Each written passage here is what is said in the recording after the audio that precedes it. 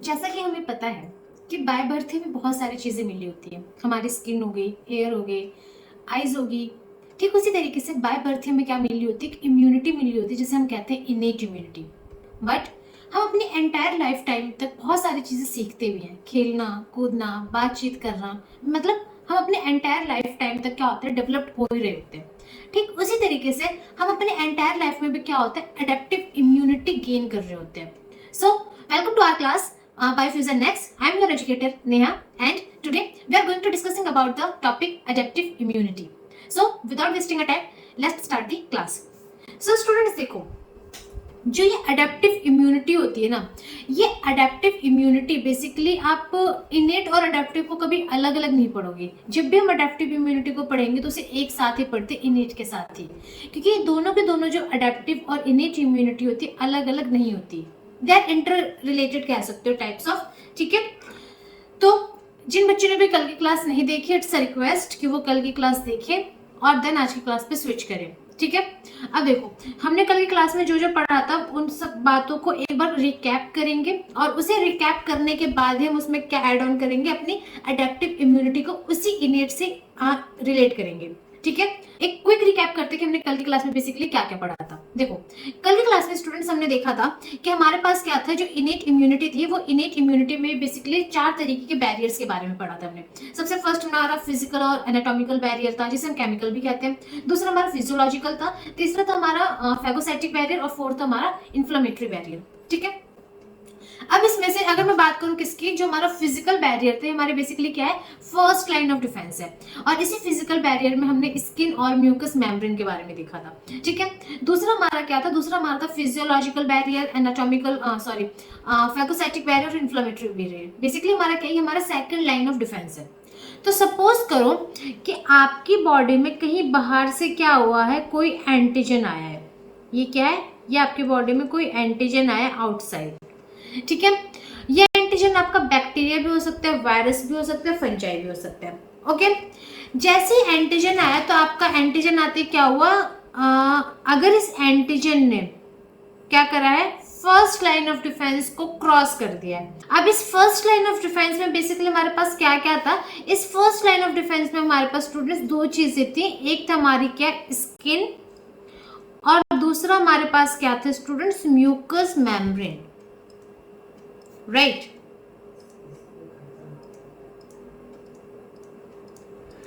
अब इस क्रॉस करके कहा जाएगा, क्रॉस करने के बाद ये हमारे स्टूडेंट्स जाते हैं सेकंड लाइन ऑफ डिफेंस में। किसमें, अब ये जो हमारे पास सेकंड लाइन ऑफ डिफेंस है, सेकंड लाइन ऑफ डिफेंस में हमारे पास इम्यून सिस्टम के बेसिकली जो हमारी इनेट इम्यूनिटी थी, उसके बहुत तरीके के कंपोनेंट्स आते हैं। तो इस सेकंड लाइन ऑफ डिफेंस में स्टूडेंट्स हमारे पास बेसिकली क्या आते हैं, दो तरीके के हम मानते हैं। एक हमारा होता है क्या, सेलुलर कंपोनेंट्स, राइट, और दूसरा होता है स्टूडेंट्स हमारे पास सॉल्युबल प्रोटीन्स। क्या होता है, सॉल्युबल प्रोटीन्स। यहाँ पे स्टूडेंट्स जो हमारे पास सेलुलर कंपोनेंट्स होते हैं, ये सेलुलर कंपोनेंट्स और कुछ नहीं है, हमारे जो कह सकते हो ब्लड में सेल्स पाए जाते हैं, WBCs, वही होते हैं यहाँ पे हमारे क्या, सेलुलर कंपोनेंट्स।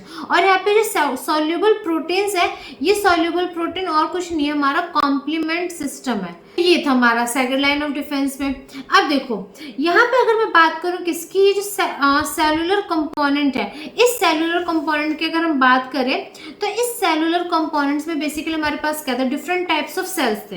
तो देखो इस सेलुलर कंपोनेंट्स में क्या क्या है, सेलुलर कंपोनेंट्स।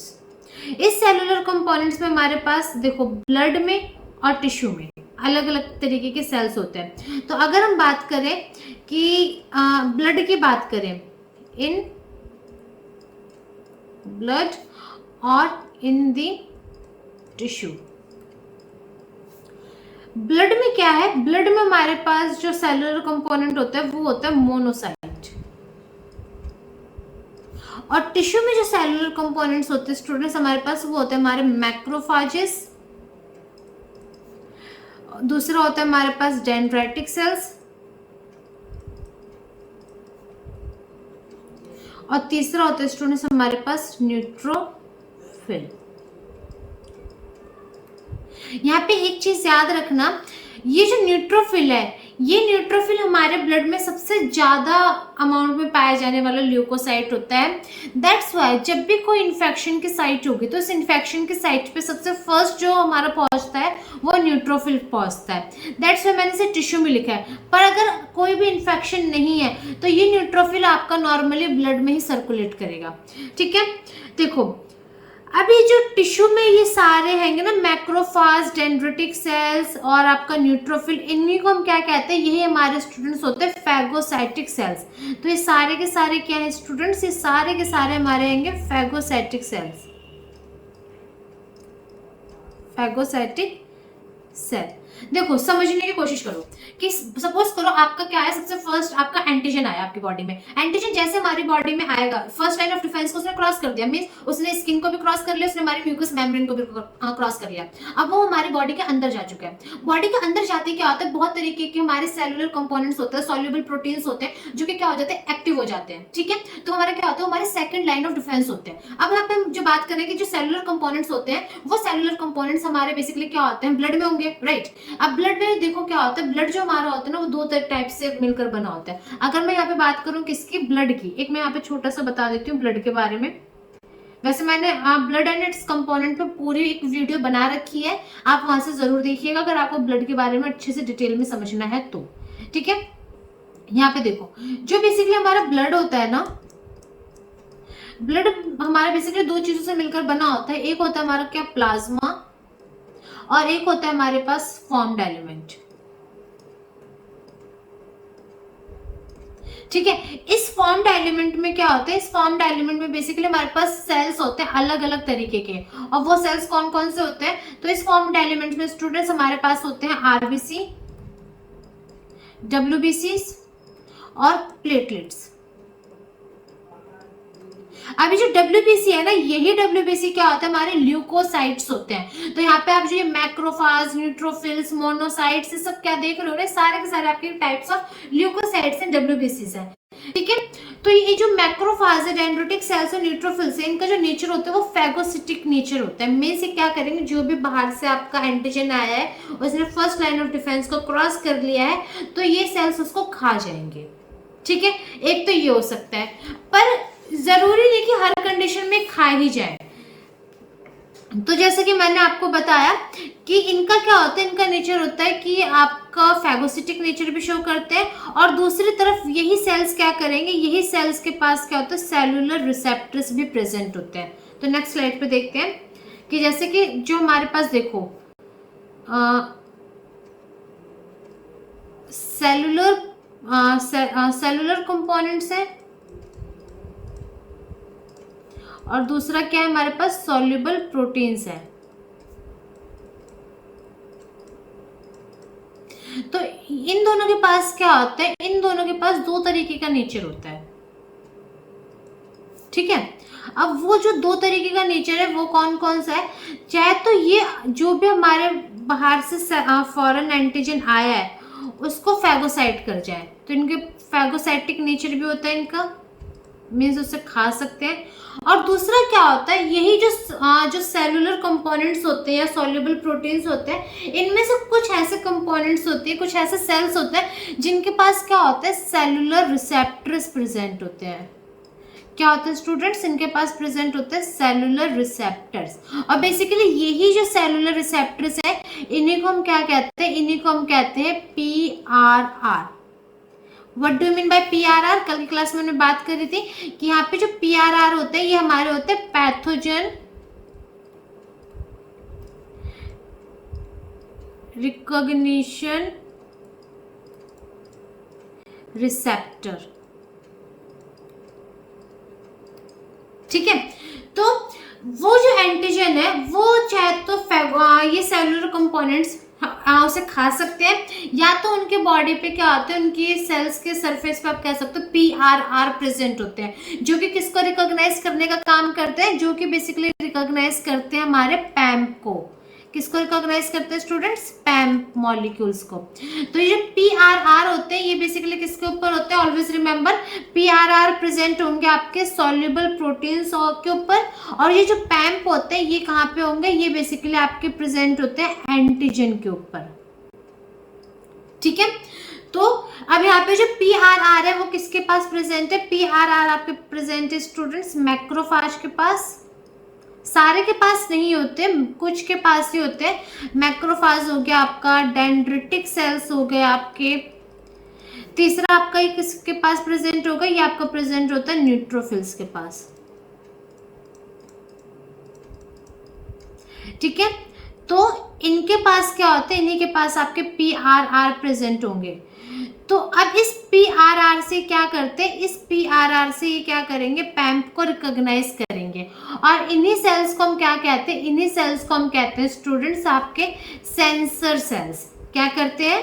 क्या कहते हैं इन्हें? इन्हें हम कहते हैं स्टूडेंट्स सेंसर सेल्स। इसी सेंसर सेल्स मतलब कि इनको रिकॉग्नाइज करने के बाद या तो फिर से इसे खा जाएंगे, या ये सेल्स क्या है? सेंसर सेल्स है, मतलब सेल्स के अंदर क्या होगा? एक इंट्रासेलुलर सिग्नल ट्रांसडक्शन एक्टिवेट हो जाता है। क्या एक्टिवेट हो जाएगा? एक्टिवेट हो जाते हैं इनके पास इंट्रासेलुलर सिग्नल ट्रांसडक्शन पाथवे। और जैसे इनके पास intracellular signal transduction pathway activate हो जाता है तो ये क्या करते हैं? कुछ मॉलिक्यूल्स को प्रोड्यूस करते हैं। क्या करें? कुछ मॉलिक्यूल्स को प्रोड्यूस करते हैं। अब ये जो मॉलिक्यूल्स इन्होंने प्रोड्यूस करे हैं, ये प्रोड्यूस मॉलिक्यूल्स क्या करेंगे? ये बेसिकली आपके ब्लड में जो प्लाज्मा है या फिर जो आपके ब्लड में आरबीसीज है, ल्यूकोसाइट्स है, उनको रिक्रूट करने का काम करते हैं। तो यहाँ पे देखो वो जो प्रोड्यूस हुए थे मॉलिक्यूल, प्रोड्यूस मॉलिक्यूल ने क्या करा? प्रोड्यूस मॉलिक्यूल ने बेसिकली आपका प्रमोट करा इन्फ्लामेशन को, डिस्ट्रॉय कर दिया सेल को। क्या करा इसने? प्रमोट करा इन्फ्लामेशन और डिस्ट्रॉय कर दिया किसको? सेल को। और यहाँ पे किस सेल की बात हो रही है? जब बाहर से क्या आया? एंटीजन है। ठीक है, अब यहाँ पे देखो ये जो इन्फ्लामेशन है, यही इन्फ्लामेशन आप कह सकते हो कि अडेप्टिव इम्यूनिटी और इनेट इम्यूनिटी को लिंक करता है। क्या? ये इन्फ्लामेशन। कैसे?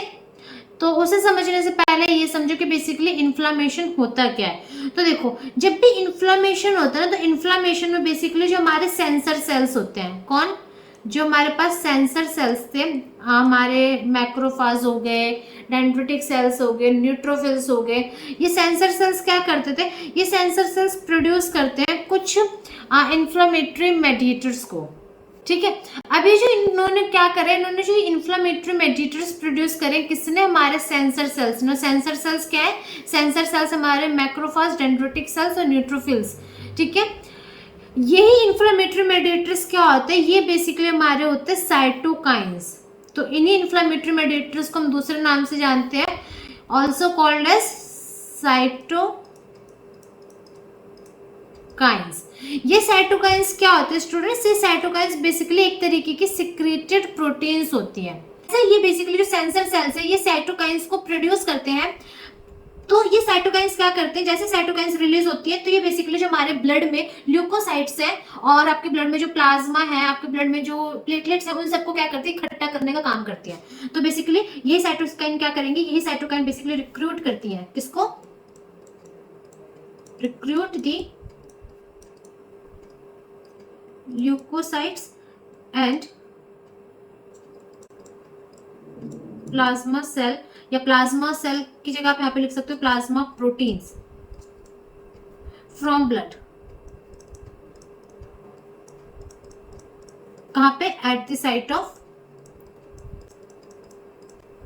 इन्फेक्शन। जहां पे इन्फेक्शन हुआ है उस साइट पे बेसिकली रिक्रूटमेंट होती है। और जहां पे इन्फेक्शन हुआ है वहां पे जब आपके एक ही बार में बहुत सारे ल्यूकोसाइट्स आ गए, प्लाज्मा प्रोटीन्स आ गए, आरबीसी आ गए, तो आप देखते हो कि वहां पे आपको बहुत ज्यादा इन्फ्लेमेशन हो जाती है, रेडनेस हो जाती है, ठीक है, वो गर्म होना शुरू हो जाता है। तो इसी प्रोसेस को हम क्या कहते हैं, इसी प्रोसेस को हम कहते हैं स्टूडेंट्स इन्फ्लामेशन। देखो क्या हुआ है अभी तक जो हमने रिकैप में देखा है, वो क्या क्या देखा है कि सबसे फर्स्ट आपका सपोज करो जो इनेट इम्यूनिटी और जो अडेप्टिव इम्यूनिटी है दोनों अलग नहीं है, पहली बात तो, ठीक है, दोनों एक साथ काम कर रही होती है। बस फर्क इतना होता है कि जब सबसे फर्स्ट एंटीजन आपकी बॉडी में आता है तो उस वक्त आपकी अडेप्टिव इम्यूनिटी नहीं होती है, उस वक्त आपकी इनेट इम्यूनिटी काम कर रही होती है। वो इनेट इम्यूनिटी जो होती है ना, जितना भी चाहे कोई सा भी पैथोजन होगा आपकी बॉडी में एंट्री ले रहा होगा, उन सबको एक जैसे ही ट्रीट करती है, ठीक है, किसी को भी स्पेशल ट्रीटमेंट नहीं देती क्योंकि कोई वीआईपी नहीं है उसके लिए। तो जैसे सपोज करो एंटीजन आया, वो फर्स्ट लाइन ऑफ डिफेंस को क्रॉस कर गया, सेकंड लाइन ऑफ डिफेंस में चला गया। सेकंड लाइन ऑफ डिफेंस में आपके पास सेलुलर कंपोनेंट्स है, बहुत तरीके के सॉल्युबल प्रोटीन्स है, ठीक है। फिर उनमें क्या हुआ, जो सेलुलर कंपोनेंट्स है, जैसे फॉर एग्जांपल आपके मोनोसाइट्स हो गए, मैक्रोफेजेस हो गए, डेंड्रिटिक सेल्स हो गए, इनका क्या होता है, अलग अलग तरीके का नेचर होता है, ठीक है। यहाँ पे जो हमारे पास ये सारे सेल्स हैं, ये सारे सेल्स का क्या होता है, फेगोसिटिक नेचर होता है, मींस जो भी बाहर से फॉरेन एंटीजन आया उसे खा सकते हैं, ठीक है, पर खाने के बाद वो उसे खा जाएंगे। पर कुछ क्या करते हैं, कुछ खाने के बाद इसको कह सकते हो प्रेजेंट करने का काम करते हैं, ठीक है। अभी हम बात करेंगे कैसे। तो इन्हीं ये जो सेल्स हैं, इनके एक तो फेगोसिटिक नेचर है, दूसरे इनके पास क्या होता है, कुछ सेलुलर रिसेप्टर्स होते हैं। सेलुलर रिसेप्टर्स का मतलब यहाँ पे क्या है कि इनके पास प्रेजेंट होता है students PRR, means pathogen recognition receptor, ठीक है। इसी पैथोजन रिकॉग्निशन रिसेप्टर की वजह से क्या करते हैं, ये जो बाहर से एंटीजन आया है उसको आइडेंटिफाई करने का काम करते हैं, ठीक है। और फिर क्या करते हैं, जैसे उसे आइडेंटिफाई कर लेंगे तो ये जो सेल्स है जिनको हमने सेंसर सेल्स भी बोला है, ये सेल्स क्या करेंगे, इनके अंदर एक कह सकते हो एक सिग्नल ट्रांसडक्शन पाथवे एक्टिव हो जाता है, और जैसे वो पाथवे एक्टिव होगा वो कुछ मॉलिक्यूल्स को प्रोड्यूस करने का काम करते हैं। और ये जो मॉलिक्यूल्स है जो इन्होंने प्रोड्यूस करे हैं, यही मॉलिक्यूल्स क्या करेंगे, इन्फ्लेमेशन को प्रमोट करते हैं, ठीक है, और फिर उस एंटीजन को डिस्ट्रॉय कर देंगे। अब यहाँ पे देखो ये जो इन्फ्लेमेशन हुई है, इन्फ्लेमेशन कैसे होगी, ये इन्फ्लेमेशन बेसिकली जो हमारे सेंसर सेल्स है, ये सेंसर सेल्स क्या करेंगे, कुछ मेडिएटर्स को रिलीज करेंगे जिसको हम क्या कहते हैं, साइटोकाइंस कहते हैं, ठीक है। यही साइटोकाइंस क्या करते हैं, यही साइटोकाइंस हमारे ब्लड में से जो ल्यूकोसाइट्स होते हैं और हमारे जो प्लाज्मा प्रोटीन्स होते हैं उनको इन्फेक्शन के साइट पे इकट्ठा करता है। और जब हमारे इन्फेक्शन के साइट पे यही बहुत सारे प्लेटलेट्स आ रहे हैं, प्लाज्मा प्रोटीन आ रहे हैं, आरबीसी आ रहे हैं, ल्यूकोसाइट्स आ रहे हैं, तो एक जगह क्या होता है, रेडनेस दिखने में शुरू हो जाता है, वहां पे बहुत ज्यादा हीट होनी शुरू हो जाती है वो जगह, ठीक है। तो इसी को हम क्या कहते हैं, इसी को हम कहते हैं इन्फ्लेमेशन। तो ये तो अभी तक क्या था, ये था हमारा इनेट इम्यूनिटी, ठीक है। अब इसी इनेट इम्यूनिटी से देखो कि अडेप्टिव इम्यूनिटी कैसे डेवलप होती है।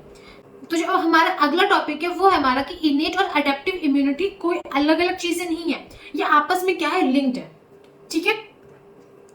सो अभी लिंक्ड कैसे, वो देखो। सपोज करो कि जो एंटीजन आया था आपकी बॉडी में बाहर से, ठीक है, वो एंटीजन आगे किससे बाइंड हो गया, वो एंटीजन आके बाइंड हो गया मैक्रोफाज से। तो यहाँ पे देखो क्या हुआ है, ये आपकी बॉडी में बाहर से क्या है, एंटीजन आया है, दिस इज एंटीजन, ठीक है। फर्स्ट लाइन ऑफ डिफेंस को क्रॉस कर गया, सेकंड लाइन ऑफ डिफेंस को क्रॉस कर गया, मैक्रोफाज के हत्थे चढ़ गया, ठीक है। मैक्रोफाज का नेचर कैसा है, उसका फेगोसिटिक नेचर भी, और मैक्रोफाज के पास क्या होता है, मैक्रोफाज के पास भी होता है आपका कह सकते हो पीआरआर। तो देखो अब किसके हत्थे चढ़ गया, ये जब आके किससे बाइंड हो गया, मैक्रोफाज से, मैक्रोफाज से। अब यहाँ पे जो मैक्रोफाज है इसका ही दो नेचर होते हैं, मैंने एंटीजन पे लगा दिया। चाहे तो इस मैक्रोफाज का नेचर कैसा होगा, ये इस मैक्रोफाज का नेचर फेगोसिटिक भी हो सकता है, वैसे तो फेगोसिटिक नेचर ही होता है मैक्रोफाज का। और दूसरा, इस मैक्रोफाज के पास क्या होंगे, पीआरआर भी प्रेजेंट होते हैं, ठीक है।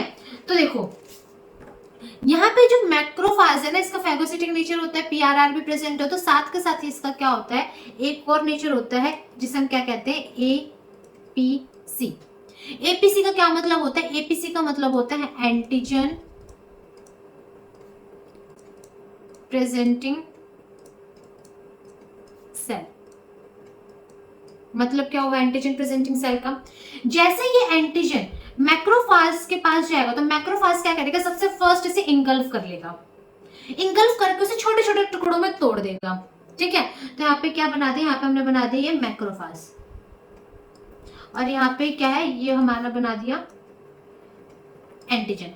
तो ये एंटीजन जैसे ही मैक्रोफाज के पास गया, यहाँ पे क्या हो गया, इसके छोटे छोटे से टुकड़े हो गए, ठीक है। तो this is antigen, this is macrophage, और ये क्या है, ये छोटे छोटे स्मॉल फ्रेगमेंट्स ऑफ एंटीजन।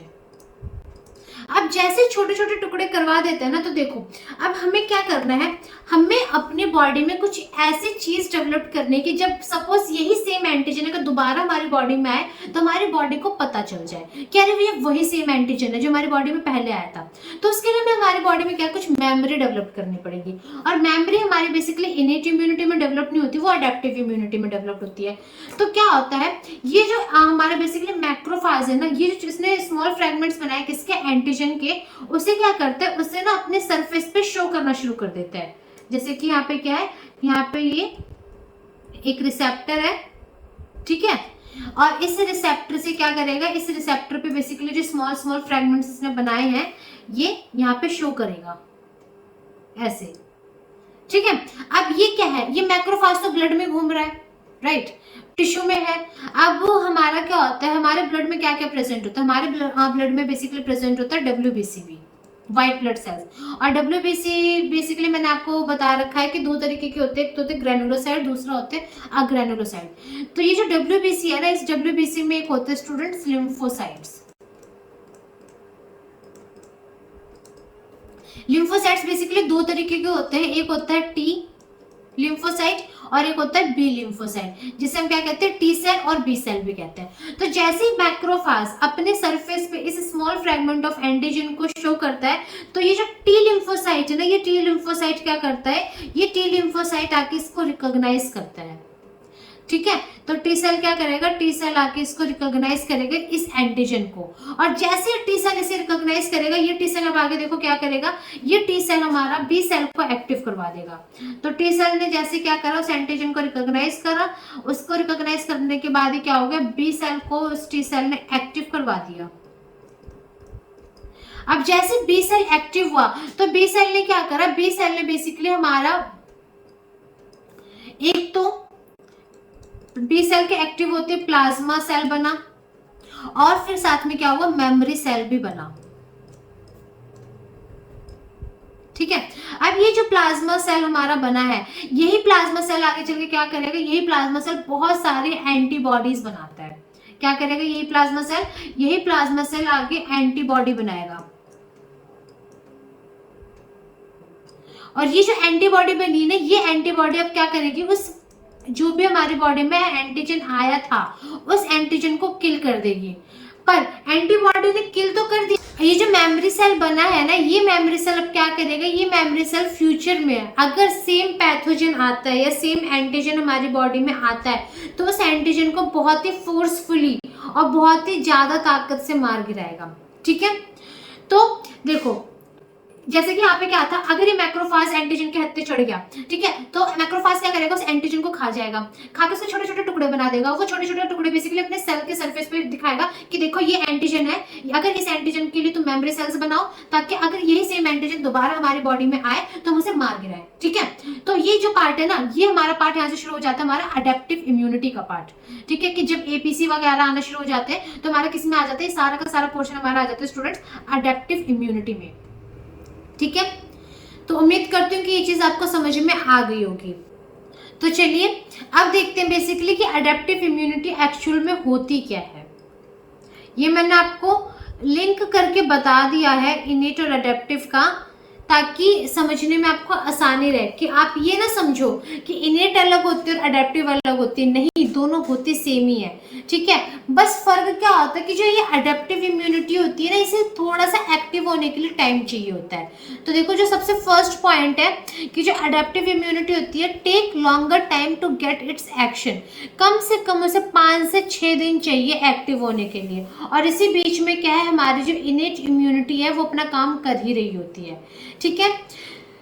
जैसे कि मैंने आपको बताया था, जो हमारी इनेट इम्यूनिटी होती है वो सारे के सारे पैथोजन के लिए सेम एक्ट करती है, वो किसी को भी स्पेशल ट्रीटमेंट नहीं दे रही है, ठीक है। पर जो हमारी अडेप्टिव इम्यूनिटी होती है ना, वो बहुत ज्यादा स्पेसिफिक होती है। तो सेकंड पॉइंट देखो, very much specific for antigen.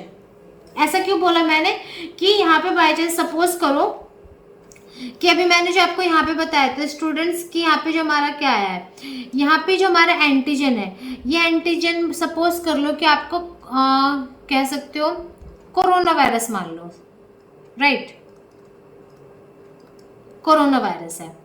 तो अभी देखो कोरोना वायरस है, इसके अलावा हमारे पास इन्फ्लुएंजा वायरस भी होते हैं, हर्पीज वायरस भी होते हैं, बहुत तरह के वायरस बैक्टीरिया सब होते हैं, पर ये सिर्फ कोरोना वायरस है। हमारी बॉडी में कोरोना वायरस आया, ठीक है, तो हमारी इनिट इम्यूनिटी तो उसके साथ नॉर्मल बिहेव करेगी जैसे बाकी सारे वायरसेस के साथ करती है, पर जो हमारी अडेप्टिव इम्यूनिटी होगी वो कैसे बिहेव करेगी कि ये कोरोना वायरस आया, ये मैक्रोफाज के पास गया, मैक्रोफाज ने इस कोरोना वायरस के बहुत छोटे छोटे टुकड़े कर दिए, छोटे छोटे टुकड़े करने के बाद इस कोरोना वायरस को दिखाया, जिसकी वजह से क्या हुआ, टी सेल एक्टिव हो गया।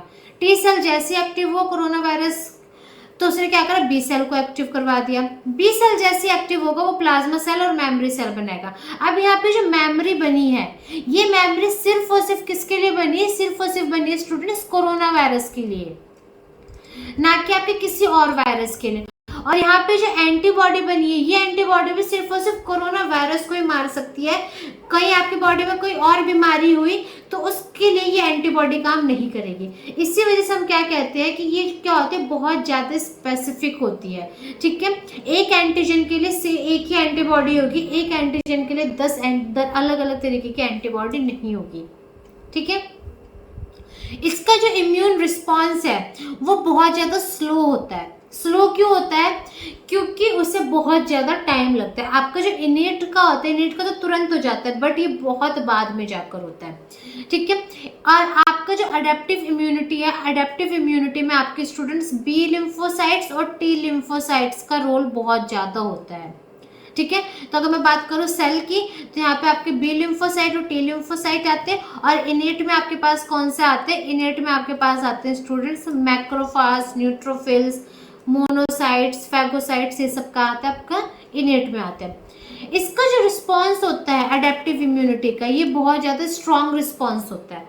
What do you mean by strong response, कि फर्स्ट टाइम अगर इनकाउंटर होता है आपका एंटीजन से तो इतना स्ट्रॉन्ग रिस्पॉन्स नहीं करेगा, पर सेम एंटीजन से अगर सेकंड टाइम इनकाउंटर होता है तो वो जो मेमोरी बन चुकी है हमारी बॉडी में, वो इतनी स्ट्रॉन्ग रिस्पॉन्स करेगी कि उस बैक्टीरिया को, उस एंटीजन को वहीं की वहीं मार गिराएगी, ठीक है। और यहाँ पे क्यों स्ट्रॉन्ग रिस्पॉन्स होता है, क्योंकि यहाँ पे मेमोरी सेल्स की फॉर्मेशन होती है जो कि आपकी इनेट इम्यूनिटी में नहीं होती, ठीक है।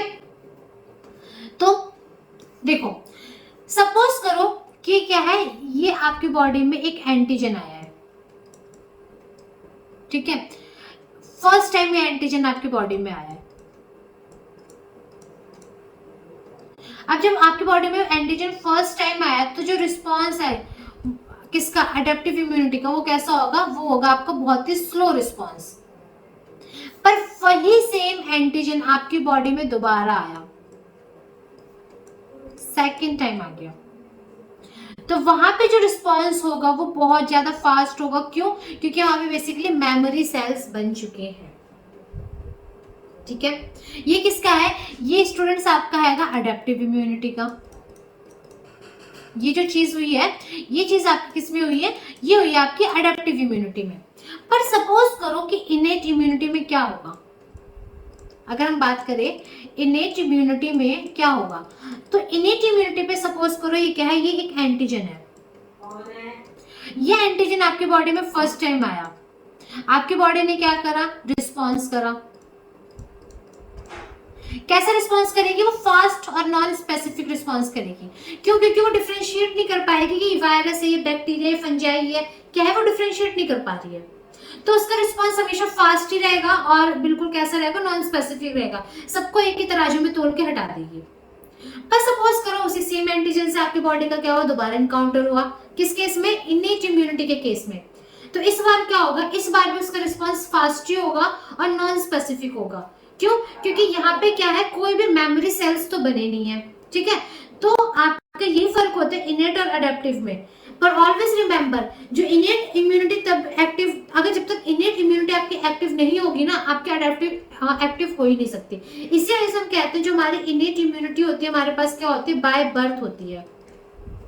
और जो आपके पास अडेप्टिव इम्यूनिटी होती है उसे टाइम लगता है। और टाइम क्यों लगता है कि जैसे जैसे हमारी बॉडी अलग अलग टाइप के पैथोजन से इनकाउंटर होती रहती है, कभी वायरल डिजीज होगी हमें, कभी हमें बैक्टीरियल डिजीज होगी, कभी हमें फंगल डिजीज होगी, तो जैसे जैसे हमारी बॉडी अलग अलग टाइप के एंटीजन से इनकाउंटर होती है वैसे वैसे हमारी बॉडी में अलग अलग टाइप के एंटीबॉडीज बनती है, और वैसे वैसे उन अलग अलग एंटीजन के लिए हमारी बॉडी में अलग अलग मेमोरी सेल्स भी बनते रहते हैं। ठीक है, तो वो बहुत ही एक स्पेसिफिक स्पीशीज के लिए एक स्पेसिफिक टाइप की मेमोरी सेल्स होते हैं। दैट्स हम इसे क्या कहते हैं कि हमारी अडेप्टिव इम्यूनिटी कैसी होती है, बहुत ज्यादा स्पेसिफिक होती है। ठीक है, तो यहाँ पे देखो अडेप्टिव इम्यूनिटी क्या है, हमारी बॉडी का सेकंड लाइन ऑफ डिफेंस भी आप इसे कह सकते हो, बहुत ज्यादा मोर स्पेसिफिक होती है। It kick when the innate immunity is not enough to eliminate the pathogen. ये कब एक्टिव होगी हमारी बॉडी में, जब हमारा जो इनेट इम्यूनिटी है वो इनेट इम्यूनिटी बेसिकली पैथोजन को एलिमिनेट नहीं कर पा रही, पैथोजन बहुत ज्यादा जिद्दी है, वो जा ही नहीं रहा हमारी बॉडी से, तब जाके हमारी बॉडी में क्या होगा, ये अडेप्टिव इम्यूनिटी क्या होती है, कह सकते हो आप, स्टार्ट होती है। ठीक है, so adaptive immunity involve the production of antibody. इस अडेप्टिव इम्यूनिटी में क्या होता है, एंटीबॉडीज का प्रोडक्शन होता है और specialised immune cell that target the specific pathogen, और कुछ ऐसे स्पेशलाइज्ड इम्यून सेल्स भी हमारे प्रोड्यूस होते हैं जो कि स्पेसिफिक पैथोजन को ही टारगेट करते हैं। It take some time for adaptive immunity to kick fully. Adaptive immunity कुछ टाइम लेते हैं फुल्ली एक्टिव होने के लिए, क्यों, क्योंकि it need to recognise the specific pathogen. वो इसलिए टाइम लेते क्योंकि उसे स्पेसिफिक पैथोजन को पहचानना है, और उसे पहचानने के बाद ही उसे क्या करना है, रिस्पॉन्स शो करना है। ये नहीं कि अंधों की तरह पहचाना ही नहीं और अपना रिस्पॉन्स शो कर दिया, ऐसा नहीं करती है अडेप्टिव इम्यूनिटी। ये काम सिर्फ और सिर्फ हमारे इनेट इम्यूनिटी का ही होता है। ठीक है, तो यहाँ पे देखो एक डायग्राम है जिसमें क्या हमारे पास क्या है, इनेट इम्यूनिटी भी है, जिसमें हमारे पास क्या है, अडेप्टिव इम्यूनिटी भी है। तो यहाँ पे स्टूडेंट्स देखो आप, इनेट इम्यूनिटी में हमारे पास फिजिकल केमिकल सारे तरीके के बैरियर्स हैं। ठीक है, और कुछ इन्फ्लामेटरी सेल्स भी हैं, जैसे कि यहाँ पे मस्ट सेल हो गया, neutrophils, macrophages, natural killer cells. यहाँ पे अडेप्टिव इम्यूनिटी में हमारे पास टी लिम्फोसाइट्स हो गए और बी लिम्फोसाइट्स हो गए। ठीक है, अब ये जो डेंड्रिटिक सेल्स हैं, ये डेंड्रिटिक सेल्स क्या है, एक लिंकेज है किसके बीच में, इनेट और अडेप्टिव इम्यूनिटी के बीच में। ठीक है, यहाँ पे मैं एक चीज आपको बताना भूल गई कि जैसे कि मैंने यहाँ पे आपको क्या बताया था, यहाँ पे मैंने आपको बताया था स्टूडेंट्स कि जो मैक्रोफाजेस हैं, ये मैक्रोफाजेस कैसे होते हैं, इनका एपीसी नेचर होता है, पर हमारे बॉडी में जो ये एंटीजन प्रेजेंटिंग सेल्स होते हैं सिर्फ और सिर्फ मैक्रोफाज नहीं होते, इसके अलावा हमारे बॉडी में एक और तरीके का एंटीजन प्रेजेंटिंग सेल होता है जिसे हम कहते हैं डेंड्राइटिक सेल। तो देखो जो एपीसी है ये हमारे मैक्रोफाज भी हो सकते हैं,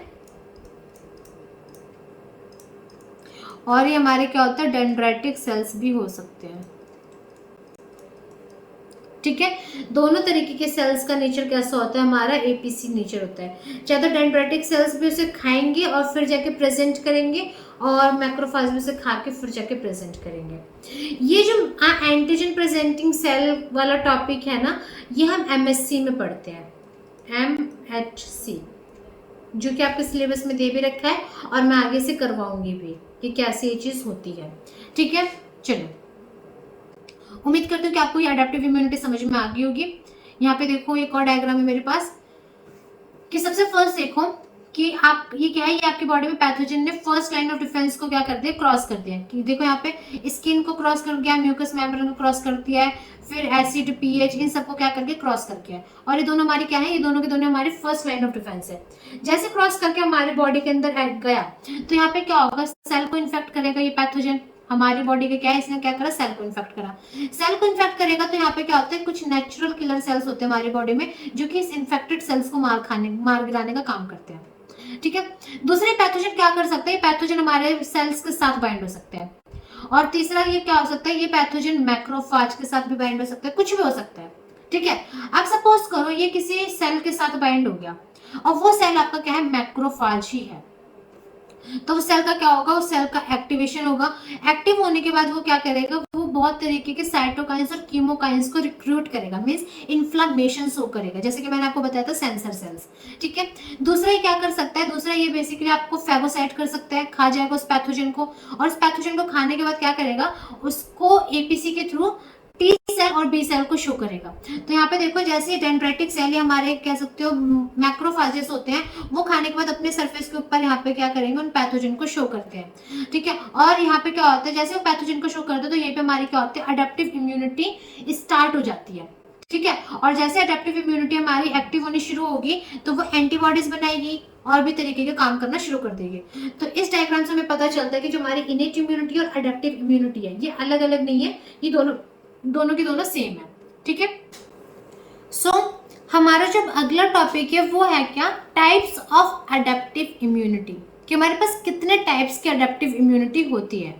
तो देखो, जो बेसिकली हमारी बॉडी में अडेप्टिव इम्यूनिटी होती है, दो तरीके की होती है। अडेप्टिव इम्यूनिटी को स्टूडेंट्स हम एक दूसरे नाम से भी जानते हैं, जिसे हम क्या कहते हैं, एक्वायर इम्यूनिटी। ये क्या होती है, ये दो तरीके की होती है। कौन कौन सी, एक तो होती है नेचुरल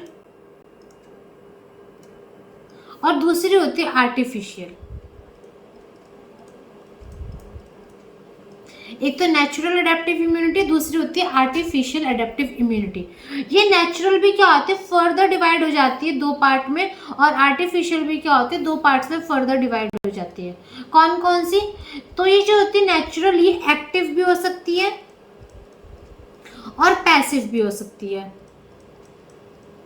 ठीक उसी तरीके से आर्टिफिशियल भी क्या होती है, ये भी हमारी एक्टिव हो सकती है और दूसरी क्या हो सकती है, पैसिव हो सकती है। ठीक है, तो पहले अडेप्टिव इम्यूनिटी के टाइप्स देखने से पहले हमें ये देखना है कि एक्टिव और पैसिव में क्या क्या डिफरेंस होता है। तो चलिए देखते हैं difference between active and passive immunity. देखो, यहाँ पे जो हमारी एक्टिव इम्यूनिटी होती है, ये एक्टिव इम्यूनिटी बेसिकली ऐसी इम्यूनिटी होती है जिसमें हमारी बॉडी के अंदर ही क्या होता है, एंटीबॉडीज का प्रोडक्शन हो रहा होता है। मतलब क्या है कहने का, कि हमें सपोज करो किसी पैथोजन से हमारी बॉडी का इनकाउंटर हुआ। ठीक है, तो हमारी खुद की बॉडी ने उससे लड़ा और उससे लड़ने के बाद एंटीबॉडीज प्रोड्यूस करी। ठीक है, तो यहाँ पे क्या होता है, हमारी खुद की बॉडी ही एंटीबॉडीज प्रोड्यूस करे, ये हमारी एक्टिव इम्यूनिटी होती है। दूसरी तरफ क्या होता है कि जो पैसिव इम्यूनिटी होती है, पैसिव इम्यूनिटी की ऐसी इम्यूनिटी होती है जो कि हमारी बॉडी के अंदर नहीं हो रही है। मतलब हम यहाँ पे क्या कर रहे हैं, जो हमारी बॉडी के अंदर एंटीबॉडीज हैं वो कहीं बाहर से डाली गई हैं। तो introduction of antibody from the outside, कि हमारी बॉडी के अंदर जो एंटीबॉडीज है वो कहीं बाहर से डाली गई, हमारी बॉडी सपोज करो कि वो एंटीबॉडीज नहीं बना पा रही है। ठीक है, तो एक्टिव में ये होता है कि हमारी बॉडी ने खुद एंटीबॉडीज प्रोड्यूस करी है, और पैसिव में होता है कि हमारी बॉडी में जो एंटीबॉडीज है कहीं बाहर से आई है। अब देखो, आप एक्टिव इम्यूनिटी में क्या होता है, mediated by the antibody produce by the person on sale. यहाँ पे क्या होता है, पर्सन ने खुद ही एंटीबॉडीज प्रोड्यूस करी है और यहाँ पे आउटसाइड गई है। एक्टिव इम्यूनिटी में एंटीबॉडीज तब तक प्रोड्यूस नहीं होंगी जब तक कि पैथोजन से इनकाउंटर नहीं होगा। इसी वजह से क्या होता है कि जो यहाँ पे जो हमारी एक्टिव इम्यूनिटी होती है, इसमें क्या होता है, हमारी बॉडी का डायरेक्ट कांटेक्ट होता है किससे, पैथोजन से। पर पैसिव इम्यूनिटी में हमारी बॉडी का डायरेक्ट कांटेक्ट नहीं होता पैथोजन से, तो does not have the direct contact with the body.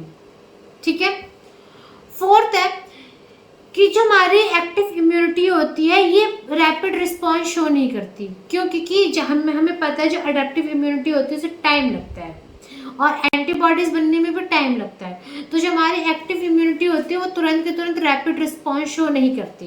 पर अगर हम कहीं बाहर से एंटीबॉडी हमारी बॉडी में डायरेक्ट डाल रहे हैं, ठीक है, तो उसका रिस्पॉन्स कैसा होगा, बहुत ही ज़्यादा रैपिड होगा। तो पैसिव इम्यूनिटी हमारी रैपिड रिस्पॉन्स शो करती है और एक्टिव इम्यूनिटी हमारी रैपिड रिस्पॉन्स शो नहीं करती। फिर फिफ्थ है हमारा, may last for a long time. अब हमें पता है कि हमारी बॉडी में अगर एंटीबॉडीज खुद ब खुद बनी हैं तो उसके लिए मेमोरी सेल्स भी बने होंगे। तो फ्यूचर में अगर इनकाउंटर होता है सेम पैथोजन से तो वो हमारे लिए क्या है, बेनिफिशियल होगा, क्योंकि वो क्या है, बहुत लंबे टाइम तक हमारी एक्टिव इम्यूनिटी चलेगी। पर वही दूसरी तरफ पैसिव इम्यूनिटी का क्या सीन है कि ये बहुत ज़्यादा लंबे समय तक नहीं चलती। क्यों? क्योंकि हमारी बॉडी में जो पैथोजन है उसका तो इनकाउंटर हुआ नहीं, एंटीबॉडीज बाहर से आई गई हैं, ठीक है, तो कोई मेमोरी सेल्स का फॉर्मेशन भी नहीं हो पाया। यहाँ पे क्या है, generate N immunological memory means यहाँ पे देखो मेमोरी सेल्स की फॉर्मेशन होती है, और पैसिव इम्यूनिटी में does not generate N immunological memory, यहाँ पे कोई भी मेमोरी सेल्स की फॉर्मेशन नहीं होती। एक्टिव इम्यूनिटी के बहुत ही कम साइड इफेक्ट्स होते हैं, पर जो पैसिव इम्यूनिटी होती है, पैसिव इम्यूनिटी के बहुत ज़्यादा साइड इफेक्ट होते हैं। क्यों? क्योंकि वो कहीं किसी और बॉडी में बनी हुई एंटीबॉडीज है जो कि हमारी बॉडी में डाली जा रही हैं, तो उसके साइड इफेक्ट्स हो सकते हैं, पर एक्टिव इम्यूनिटी के बहुत कम साइड इफेक्ट होते हैं। ठीक है, तो this is the difference between active and passive immunity. अब हम देखते हैं कि बेसिकली हमारे पास जो नेचुरल और एक्वायर्ड इम्यूनिटी है वो कौन कौन सी होती है, ये उसे क्या कहते हैं। तो आप इस डायग्राम के थ्रू समझने की कोशिश करिए कि यहाँ पे जो हमारी एक्वायर इम्यूनिटी होती है, एक्वायर इम्यूनिटी हमारी नेचुरल भी हो सकती है और आर्टिफिशियल भी हो सकती है, या फिर आप इस एक्वायर इम्यूनिटी की जगह अडेप्टिव इम्यूनिटी भी कह सकते हो। नेचुरल और आर्टिफिशियल से क्या मतलब है? नेचुरल इम्यूनिटी का मतलब यह है कि आपकी बॉडी ने क्या करा है, पैथोजन से डायरेक्ट कांटेक्ट करा है, मीन्स उसने उस बीमारी को एक्सपीरियंस करा है आपकी बॉडी ने। ठीक है, सपोज करो कि क्या नाम है, हम अभी बीच में क्या हुआ था, कोरोना आया था। ठीक है, तो जिन जिन लोगों को कोरोना हुआ था उन लोगों ने क्या करा था, उस कोरोना को खुद ब खुद फील करा था, पर बहुत सारे ऐसे भी लोग थे जिनको कोरोना नहीं हो पाया। ठीक है, तो नेचुरल इम्यूनिटी का क्या मतलब है? नेचुरल इम्यूनिटी का मतलब ये है कि जो जिन बंदों को कोरोना हो चुका था उनकी बॉडी में उस कोरोना के लिए एंटीबॉडीज बन चुकी थी, मतलब उनकी बॉडी में नेचुरल इम्यूनिटी वो डेवलप्ड हुई थी। पर आर्टिफिशियल का क्या मतलब है? आर्टिफिशियल का मतलब है कि हमने दूसरे इंसान के बॉडी में कोरोना के लिए जो एंटीबॉडीज डाली वो किसी और वे से डाली, मतलब ये आर्टिफिशियल इम्यूनिटी में जो भी इंसान है उसको वो बीमारी डायरेक्ट नहीं हुई है। यहाँ पे हम उसके बॉडी में जो एंटीबॉडीज प्रोड्यूस कर रहे हैं किसी मेडिकल प्रोसेस के थ्रू कर रहे हैं। जैसे फॉर एग्जांपल आप इसे ऐसे समझ सकते हो, कोरोना वैक्सीन सबको लगी है, ठीक है, जिसको कोरोना हुआ भी है और जिसको कोरोना नहीं भी हुआ है, राइट। अब जिसको कोरोना हुआ है उसकी बॉडी में तो डायरेक्ट एंटीबॉडीज आ जाएंगी क्योंकि उसे बनाने की जरूरत ही नहीं है और उसे वैक्सीन की भी जरूरत नहीं है। पर जिनको कोरोना नहीं हुआ है उन्होंने अगर वैक्सीन लगवाई तो वैक्सीन का क्या होता है कि वैक्सीन जैसे हम लगवाते हैं ना तो हमारी बॉडी में क्या होता है, वो वैक्सीन जाती है उसके लिए एंटीबॉडीज बननी शुरू हो जाती हैं। ऐसा क्यों होता है? ऐसा इसलिए होता है क्योंकि देखो वैक्सीन का सीन क्या होता है। अगर मैं आपको बताऊं कि वैक्सीन का बेसिकली क्या फंडा होता है, तो एक जो वैक्सीन होती है ना स्टूडेंट्स, उस वैक्सीन में क्या होता है, बहुत ही कह सकते हो माइल्ड या वीक पैथोजेंस होते हैं। क्या होते हैं? वीक पैथोजेंस होते हैं। और ये जो वीक पैथोजेंस होते हैं ना, ये डायरेक्ट हमारे बॉडी में क्या करे जाते हैं, डायरेक्टली इंजेक्ट करे जाते हैं। ठीक है, डायरेक्टली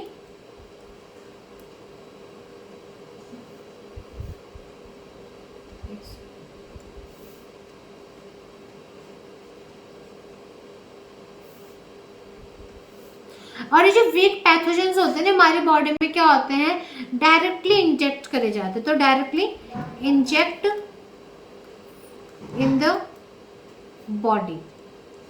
अब जैसे हमारी बॉडी में वीक पैथोजन जाएंगे तो हमारी बॉडी क्या करेगी, इस वीक पैथोजन के लिए एंटीबॉडी फॉर्मेशन स्टार्ट कर देगी, राइट। तो जैसे हमारी बॉडी में क्या हुआ, पैथोजन गए तो इसके लिए क्या हो जाएगा, हमारी बॉडी इस पैथोजन के लिए एंटीबॉडीज बनाना शुरू कर देगी। और ये कॉन्सेप्ट होता है वैक्सीन का। अब इस पैथोजन के लिए अगर एंटीबॉडीज बन गई है, सपोज करिए जो पैथोजन था, ये पैथोजन कौन सा था, ये पैथोजन तो कोरोना कोरोना वायरस क्या है, ये वाला पैथोजन है, ठीक है। अब इस कोरोना वायरस के लिए क्या हुआ है, इस इंडिविजुअल की बॉडी में एंटीबॉडीज बन चुकी है। अब जब एक्चुअल इनकाउंटर होता है, कि सपोज करो, अब सपोज कर लो कि इनकाउंटर हो गया, किससे इनकाउंटर हो गया, इस कोरोना वायरस से, किसका, जिसकी बॉडी में ये एंटीबॉडीज बनी है, ठीक है, और उसका पहले इनकाउंटर हुआ नहीं था, तो अब ये रिस्पॉन्स क्या होगा, बहुत ज्यादा रैपिड होगा, ठीक है, और यहाँ पे क्या हो जाएगा, ये इस वायरस को मार देगा। यही फंडा होता है वैक्सीन का, इसलिए सबको वैक्सीन लगाई गई है कि सबकी बॉडी में क्या हो जाए, इम्यूनिटी आ जाए इस वायरस के लिए। तो और इसी इम्यूनिटी को हम क्या कहते हैं, इसी इम्यूनिटी को हम कहते हैं आर्टिफिशियल इम्यूनिटी। तो दो तरीके की होती है, नेचुरल और आर्टिफिशियल। नेचुरल इम्यूनिटी में हमारी दो तरीके की होती है, एक्टिव और पैसिव। एक्टिव का क्या मतलब होता है कि आपने उस वायरस को खुद ब खुद कह सकते हैं एक्सपीरियंस करा है। जैसे कि आपको कोई इन्फेक्शन हो गया, तो जब आपको कोई भी इन्फेक्शन होगा तो आपकी बॉडी में खुद ब खुद क्या होंगी, एंटीबॉडीज बनेंगी। पर जो पैसिव इम्यूनिटी होती है, पैसिव इम्यूनिटी में बेसिकली हमें क्या होता है, नेचुरल, अगर वो नेचुरल पैसिव इम्यूनिटी है तो हमें क्या होता है, बाहर से एंटीबॉडीज मिल रही हैं। जैसे आप अगर जैसे कि मैटरनल एंटीबॉडीज होती है, जब एक बेबी को फीड कराया जाता है, एक माँ अपने बच्चे को जब दूध पिलाती है, तो उस माँ के दूध से क्या होता है, बहुत सारी एंटीबॉडीज बेबी को मिल रही होती है। तो वो उस बेबी की बॉडी में नहीं बनी है वो एंटीबॉडीज, पर उसे कहाँ से मिल रही है, मदर से मिल रही है। पर मदर की बॉडी में वो जो एंटीबॉडीज है वो नेचुरल तरीके से फॉर्म हुई है, ठीक है। दूसरी तरफ अगर मैं बात करूं कि इसके आर्टिफिशियल इम्यूनिटी की, तो आर्टिफिशियल इम्यूनिटी में क्या होता है कि जैसे कि आपको बताया कि ये हम बाहर से एंटीबॉडीज डालते हैं, ठीक है। ये भी हमारी एक्टिव हो सकती है और पैसिव हो सकती है। एक्टिव का क्या मतलब हुआ है, एक्टिव का मतलब हुआ कि आपने वैक्सीन लगा दी है, वैक्सीन लगाने के बाद अब वो आपकी बॉडी में एंटीबॉडीज जनरेट होंगी, पर ये आर्टिफिशियल में आएगा। और पैसिव में क्या हुआ, पैसिव में बेसिकली आपने क्या करा, किसी एक पर्सन से इम्यूनिटी लेकर किसी दूसरे पर्सन की बॉडी में डायरेक्टली डाल दी है, जैसे कि इम्यून ग्लोबिन थेरेपी, ठीक है। तो ये क्या था, ये था हमारा एक्वायर इम्यूनिटी या एडेप्टिव इम्यूनिटी और उसके टाइप्स। उम्मीद करती हूँ कि आपको समझ में आ चुका होगा। That's all for today. If you like this video, please like, subscribe, share and follow for more. Be happy, be safe. Thank you so much.